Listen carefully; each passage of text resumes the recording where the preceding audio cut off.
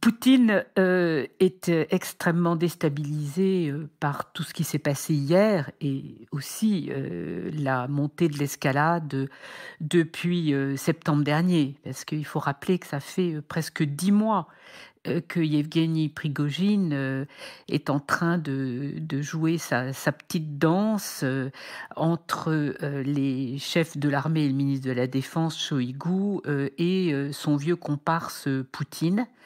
Donc les tensions montent depuis septembre dernier, le moment où la mobilisation a été décidée en Russie.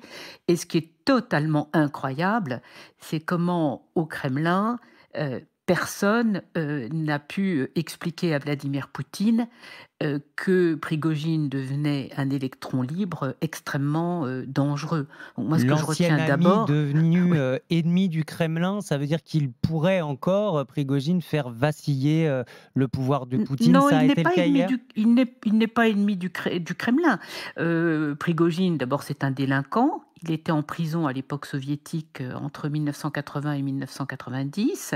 C'était un petit malfrat. Ensuite, il est devenu quasiment un criminel de grand chemin.